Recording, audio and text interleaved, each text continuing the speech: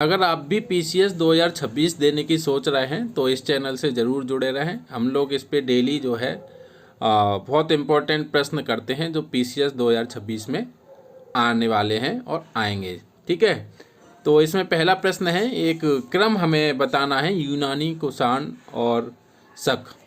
यूनानी कुषाण और शक, इसमें हमें क्रम लगाना है कि कौन जो है पहले आया था, फिर उसके बाद आए थे, फिर उसके बाद आए थे।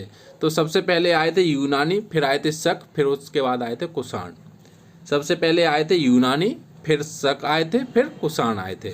ये क्रम याद कर लें और ये ज़रूर परीक्षा में आता है, ये आया हुआ प्रश्न है, यूनानी, शक और कुषाण। दूसरा है गुप्तकालीन प्रशासन विभाजन जो है, गुप्तकालीन प्रशासनिक विभाजन हमें सही अनुक्रम बताना है। तो इसमें सबसे पहले देखिए, सबसे ऊपर होता था प्रांत। सबसे ऊपर होता था प्रांत। प्रांत जो है भुक्ति में बिटा होता था। भुक्तियों के नीचे जिला होते थे। जिला जो है विषय में बिटा होता था, और विषय जो है बीथी में, और फिर उसके नीचे होता था ग्राम। ठीक है, तो किस किस तरीके से होता था? प्रांत, उसके बाद भुक्ति, फिर जिला, फिर विषय, फिर वीथी, फिर ग्राम।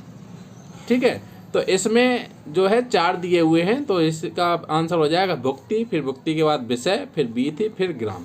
अगर पूरा याद करना चाहें तो सबसे पहले प्रांत, फिर उसके बाद भुक्ति। प्रांत भुक्तियों में बटा होता था, भुक्ति जिलों में बटा होता था, और जिले जो है विषय में बटे होते थे। विषय के बाद वीथी और फिर ग्राम।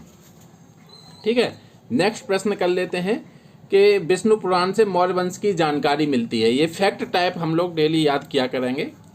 तो विष्णु पुराण से मौर्य वंश की जानकारी मिलती है, ये बिल्कुल सही है। और वायु पुराण से गुप्त वंश की शासन व्यवस्था का वर्णन मिलता है।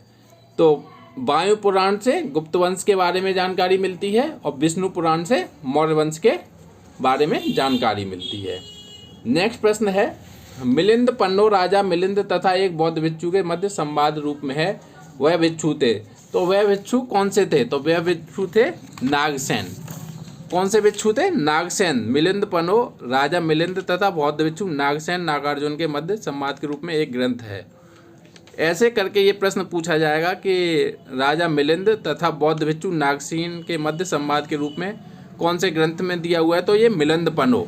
ठीक है, नागसेन को नागार्जुन के नाम से भी संबोधित किया जाता है। नेक्स्ट प्रश्न है, चरक संहिता कितने अध्यायों और खंडों में विभाजित है? तो चरक संहिता 120 अध्याय और 8 खंडों में विभाजित है। चरक संहिता 120 अध्याय और 8 खंडों में